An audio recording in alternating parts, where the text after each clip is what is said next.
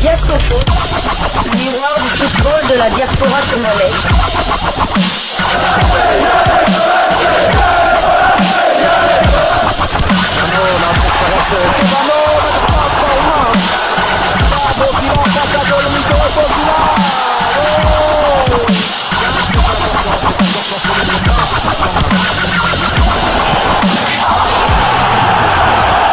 Diasco Foot, le miroir du football de la diaspora congolaise. Vous êtes sur Diasco Foot, le miroir du football de la diaspora congolaise. Diasco Foot vous dit bonjour, tout le plaisir est pour nous de vous retrouver, mais surtout de savoir que vous êtes nombreux en train de suivre votre chaîne YouTube dédiée uniquement aux footballeurs de la diaspora congolaise. Time is up, c'est l'heure de partager avec vous quelques news que nous avons pu récolter pour vous. Des news concernant certains de nos internationaux ou des binationaux qui se sont illustrés dans leurs clubs respectifs. Et pour le numéro d'aujourd'hui, nous allons le débuter du côté de la Belgique où l'on jouait la dernière journée des playoffs de Jupiler League, le championnat belge de première division. L'international congolais William Balukusha n'aura pas suffi pour permettre à son équipe d'éviter le revers. Malgré son ouverture du score dès la 11e minute de jeu, le Standard de Liège a été défait par la Gantoise. Score final 3-1. Les Liégeois bouclent leur saison à la 3e place des playoffs 2 avec 30 points. William Balukusha, convoqué par Sébastien Desabre, avait été bien évidemment titularisé, mais il a été remplacé à la 67e minute de jeu. Il s'agissait de sa deuxième titularisation consécutive. Quant à l'autre international congolais convoqué par Sébastien Desabre, Merveille Bopp était également dans le 11 de départ, mais il a été remplacé à la 67e minute de jeu. Il s'agissait de sa deuxième titularisation consécutive. William Balukusha a porté à 2734 minutes son temps de jeu sur les 3753 minutes possibles. Il a participé à 38 des 42 matchs avec son club, avec à la clé 7 buts inscrits et 5 passes décisives délivrées. Et quant à Merveille Bopp, il a porté à 3245 minutes son temps de jeu sur les 3753 minutes possibles. L'international congolais a participé à 39 des 42 matchs avec son club, avec à la clé un but inscrit et une passe décisive délivrée. Le Standard de Liège termine donc à la 3e place avec 16 victoires, 9 nuls et 15 défaites, 62 buts inscrits contre 59 encaissés. Nous quittons la Belgique, mais nous n'allons pas très loin. Nous allons du côté de l'Hexagone en France voisine où l'on jouait également la dernière journée de Ligue 1, championnat français de première division. L'international congolais Samuel Mutusami reste en Ligue 1. Ça allait se jouer lors de cette dernière journée. Le FC Nantes l'a fait en profitant de la défaite d'Auxerre contre le Racing Club de Lens, 1-3, et valide donc son maintien en battant Angers sur le score d'1-0. Les Canaries finissent la saison à la 16e place de Ligue 1 avec 36 points. Titulaire, le capitaine Samuel Mutusami a réalisé un bon match et a d'ailleurs disputé l'intégralité de cette rencontre. Il s'agissait de sa 6e titularisation consécutive. Samuel Mutusami a d'ailleurs porté à 3361 minutes son temps de jeu sur les 4770 minutes possibles. L'international congolais capitaine du FC Nantes a participé à 50 des 52 matchs avec son club, avec à la clé 2 passes décisives délivrées. Nantes reste donc en Ligue 1 et campe à la 16e position avec 7 victoires, 15 nuls et 16 défaites, 37 buts inscrits contre 55 encaissés. Parole de Samuel Mutusami sur sa page Facebook officielle. Plus dures sont les épreuves, plus belle en est la récompense. Maintien validé au terme d'une saison pleine de rebondissements. Fier du travail accompli. Merci aux supporters pour cette ambiance de folie. On est Nantes. Voilà donc les messages de Samuel Mutusami sur sa page Facebook. C'est vrai que Nantes a connu une fin de saison catastrophique. Leur entraîneur Antoine Kambouaré a été viré et puis remplacé par Aristouille, qui a d'ailleurs promu le Congolais comme capitaine de cette équipe. Et Samuel Mutusami s'est bien battu avec ses coéquipiers. Une autre bataille l'attend à Franceville. Cette fois, nous sommes là au Gabon pour le compte de la 5e journée des éliminatoires de la CAN Côte d'Ivoire 2023. Samuel Mutusami, qui est l'un des pions majeurs également de cette sélection congolaise sous Sébastien Desabre. Il était sous Hector Hall Cooper qui le titularisait dans l'entrejeu des Léopards et c'est la même chose que fait Sébastien Desabre. Bon vent donc à Samuel Mutusami amis, et j'espère que la saison prochaine sera mieux gérée. Nous restons donc en France, toujours pour le compte de cette dernière journée. Gédéon Kaloulou, passeur décisif. Le FC Lorient finit en beauté en battant Strasbourg sur le score de 2-1. À l'origine du premier but lorientais, Gédéon Kaloulou a délivré la passe décisive sur le second à la 36e minute de jeu. Il était titulaire, mais il a été remplacé à la 67e minute. Il s'agissait de sa 6e titularisation consécutive. Son club, après cette belle victoire, est 10e de Ligue 1 avec 55 points et 15 victoires, 10 nuls et 13 défaites. 52 buts inscrits contre 53 encaissés. Quant à Gédéon Kaloulou, qui a décliné la convocation dans la tanière pour des raisons personnelles, il a porté à 2471 minutes son temps de jeu sur les 3690 minutes possibles. L'international congolais a participé à 31 des 41 matchs avec son club, avec à la clé 4 passes décisives délivrées. Toujours en Ligue 1 française pour le compte de cette dernière journée, Chancel Mbemba et l'Olympique de Marseille se sont à nouveau inclinés. Ils avaient à cœur de montrer un autre visage après les 2 revers contre Lille et Brest. Malheureusement, les Olympiens se sont inclinés contre l'AC Ajaccio. Score final 1-0. Titulaire, Chancel Mbemba a disputé l'intégralité de cette rencontre pour sa 3e fois consécutive. Il a donc profité de ses 90 minutes pour porter à 3534 minutes son temps de jeu sur les 4330 minutes possibles. L'international congolais a participé à 45 des 48 matchs avec son club, avec à la clé 7 buts inscrits et une passe décisive délivrée. Il termine à la 3e place avec 73 points derrière le Racing Club de Lens 2e et le Paris Saint-Germain 1er champion de France avec 22 victoires, 7 nuls et 9 défaites, 67 buts inscrits contre 40 encaissés. Chancel Mbemba et ses coéquipiers vont disputer les qualifications pour les phases de groupe de la Ligue des Champions 2023-2024. Voici par ailleurs les statistiques de Chancel Mbemba cette saison. Record sur record pour l'international congolais, le demi-dieu congolais qu'on appelle désormais Boulot au Palais et Boulot. 20 ans après, il est le 2e léopard à figurer dans l'équipe type de la Ligue 1 après un certain Chris Chabani-Nonda. 2 ans après, il est le 2e léopard à avoir remporté le prix Marc-Vivien Foé après Gaël Kakuta. C'est le premier défenseur à le remporter. Il est le 2e meilleur buteur de la saison de l'Olympique de Marseille avec 7 buts derrière Alexis Sanchez qui en compte 18. Il a inscrit 7 buts en une seule saison. Il bat donc son propre record pour une saison. Félicitations donc à Chancel Mbemba à Mangoulou qui va donc désormais se concentrer sur la tanière de Léopard pour le rendez-vous du 18 juin prochain à Franceville contre les Panthères du Gabon dans le cadre de la 5e journée des éliminatoires de la CAN Côte d'Ivoire 2023. Toujours pour le compte de cette dernière journée de la Ligue 1, Rennes qui se déplaçait du côté de Brest l'a battu sur le score d'un but contre 2. Arnaud Kalumundo qui a débuté ce match sur le banc a fait son entrée en jeu à la 86e minute. Arnaud Kalumundo a porté à 2301 minutes son temps de jeu sur les 4350 minutes possibles.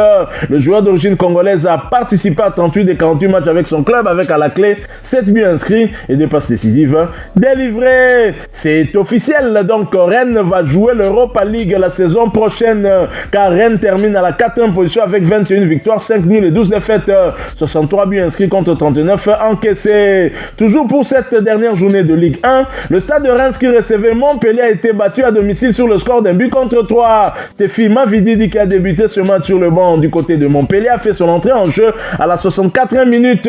Stéphie Mavididi a donc profité de ces quelques minutes pour porter à 1193 minutes son temps de jeu sur les 3420 minutes possibles. Il a participé à 24 des 38 matchs avec son club avec à la clé 4 buts inscrits et 2 passes décisives délivrées. Montpellier 12e de Ligue 1 avec 15 victoires, 5 nuls et 18 défaites, 63 buts inscrits contre 62 encaissés. Quittons la Ligue 1 mais pas la France. Nous allons cette fois du côté de la Ligue 2 où Yann Quintala remporte le championnat français de 2e division avec son club du Havre. Ils vont donc jouer la Ligue 1 la saison prochaine. Félicitations aux joueurs d'origine congolaise Yann Quintala. Toujours en Ligue 2 lors du match Girondin Bordeaux-Rodez, match officiellement arrêté l'international congolais Vital Ntimbe et l'autre international congolais Lionel Passinzaou s'affrontaient pour un match très important pour leur club le samedi dernier. Malheureusement, après l'ouverture du score de Rodez à la 22e minute, un individu encore non identifié a agressé le buteur ruténois aux abords de la pelouse. Les officiels de la rencontre ont décidé d'appliquer le règlement en arrêtant définitivement la partie. La commission de discipline de la Ligue de football professionnel siégera lundi pour trancher sur cette question. Ça met très clairement en difficulté les Girondins de Bordeaux qui devaient gagner ce match pour espérer en tout cas monter en Ligue 1 et donc occuper la deuxième place derrière le Havre. Mais avec cette situation, probablement la sanction qui tombera pourra être à la défaveur de Vital Ntimba et de ses coéquipiers. Wait and see, disent les anglophones. Nous attendons. Chez nous en République démocratique du Congo, on dit Tozo Talela, Tozo Zimele. Nous attendons voir quelle décision tombera. Alors nous quittons la France, nous allons cette fois du côté de la Turquie, mais nous y allons après cette courte pause. Diasco Foot, le miroir du football de la diaspora congolaise. En Turquie, on jouait l'avant-dernière journée de la Super League, championnat turc de première division. Beşiktaş s'est imposé à l'extérieur pour son avant-dernier match de la saison. Beşiktaş se déplaçait sur la pelouse de Kasimpasa. La rencontre s'est soldée sur le score de 2-5, victoire en faveur des Stambouliotes. L'international congolais Arthur Masuaku, comme à son habitude, était titulaire et a disputé l'intégralité de cette rencontre pour sa deuxième fois consécutive.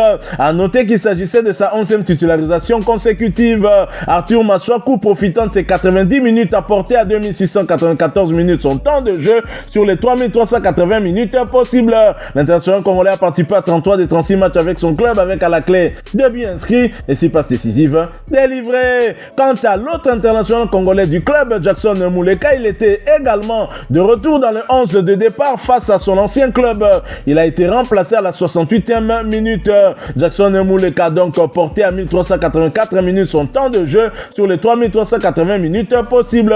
L'international congolais non convoqué par Sébastien Desabre a participé à 30 des 36 matchs avec son club, avec à la clé 5 buts inscrits et 2 passes décisives délivrées. Après cette belle victoire, Beşiktaş est 3e de Super League avec 23 victoires, 8 nuls et 4 défaites, 75 buts inscrits contre 33 encaissés. Prochain match de Beşiktaş, ce sera pour le compte de la dernière journée de ce même championnat où ils recevront Konyaspor le mercredi prochain. Mercredi 7 juin 2023, bien évidemment, sous les coups de 19h heure de Kinshasa. Nous quittons la Turquie, nous allons cette fois du côté de l'Angleterre où l'on jouait la finale de la FA Cup.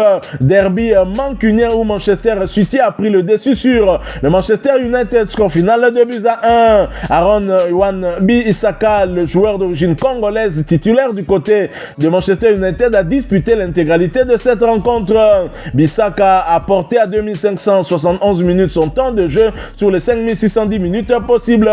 Il a participé à 34 de 63 matchs avec son club. Voici le parcours extraordinaire de Bissaka et de son club.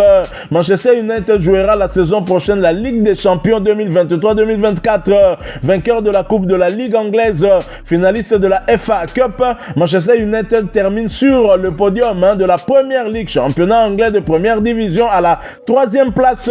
Quittons l'Angleterre, allons cette fois du côté de la Norvège où l'on jouait la Coupe nationale. Joueur Mushagalusa Bakenga et le club de Stabæk sortent par la petite porte. Mushagalusa Bakenga et Stabæk, équipe évoluée en première division, sont allés s'incliner 1-3 sur le terrain de Gjesas.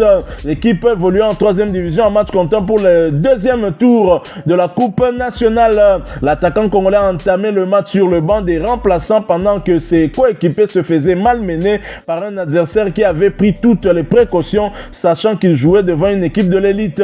Ils ont tenté de se réveiller, mais il était trop tard pour rattraper le score remarquable.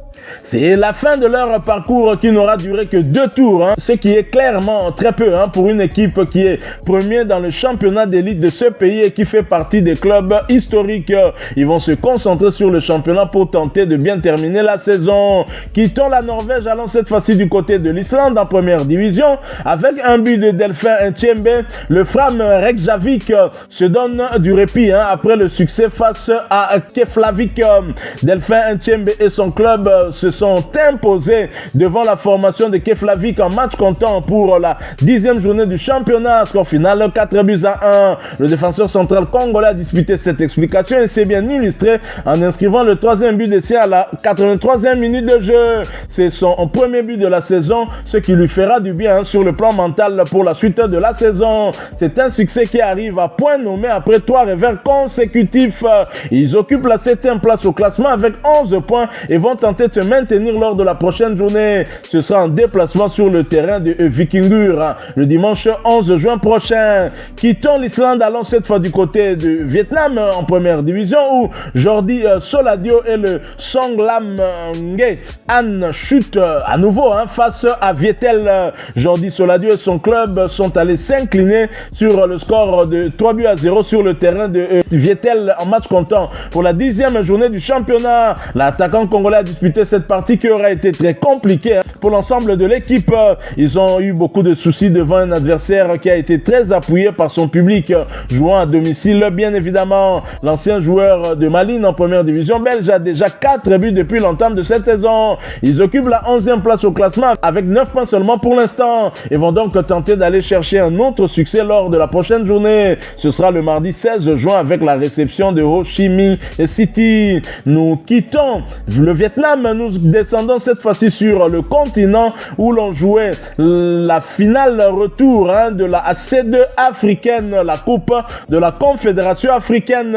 Malgré le but de Djouma Chabani, un succès devant l'USM Alger, Young Africans ne rentrera pas avec la coupe en Tanzanie. Young Africans et sa colonie congolaise sont allés s'imposer sur le terrain de l'USM Alger en match comptant pour la finale retour de la coupe de la Confédération africaine. Score final 0 but contre 1. Un succès insuffisant pour avoir perdu lors du match aller à domicile sur le score d'un but contre 2. 4 des 6 Congolais de l'équipe ont pris part à cette explication et c'est l'arrière latéral droit international congolais Djouma Chabani qui a inscrit l'unique but de ce match à la 7e minute de jeu. Les Algériens manqueront même un penalty à la 58e minute sur l'arrêt du portier international malien Djigui Diarra. Ils se sont bien battus tout au long de cette partie qu'ils ont dominé mais n'ont pas été assez décisifs dans leurs actions et n'ont presque pas inquiété le portier adverse. Fiston Mayele Kalala, titulaire, a disputé l'intégralité de cette rencontre pour sa 2e fois consécutive. Quant à Rossien Toussila Kisinda, également il était titulaire mais il a été remplacé à la 62e minute de jeu. Djouma Chabani, titulaire, est sorti à la 83e minute de jeu. Jésus Mouloko Dicapel, qui a débuté ce match sur le banc, fait son entrée en jeu à la 83e minute.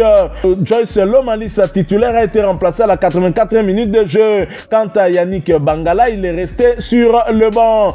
L'USM Alger a soulevé pour la première fois le trophée de la Coupe de la Confédération de la CAF saison 2022-2023. Mais au-delà de la perte de cette coupe, la saison aura été magnifique avec des titres remportés sur le plan local et surtout cette qualification historique pour cette finale qui était la toute première d'un club tanzanien. Fiston Mayele Kalala va se consoler avant qu'il ne rejoigne la tanière de Léopard avec le titre de meilleur buteur du tournoi avec 7 réalisations. Et pour rappel, Fiston Mayele Kalala est également le meilleur buteur congolais avec 30 buts environ. Voilà, nous sommes arrivés à la fin de ce sujet. Si vous l'avez aimé, n'hésitez pas à nous laisser un maximum de j'aime. N'hésitez pas non plus à partager avec nous votre opinion. Si vous en avez une par rapport au sujet que nous venons de vous proposer, laissez-la nous à travers un commentaire. Abonnez-vous si vous êtes nouveau ou ancien que vous ne vous êtes pas encore abonné sur cette chaîne Diascofoot parce que nous sommes le miroir du football de la diaspora congolaise. Et n'oubliez pas qu'en vous abonnant apparaîtra une petite cloche de notification. Cliquez dessus pour ne plus rien manquer des prochaines vidéos que nous allons vous proposer. Encore une fois, merci à vous, avec espoir de vous retrouver très bientôt avec un autre sujet d'actualité. En attendant, portez-vous bien et Diascofoot vous dit au revoir.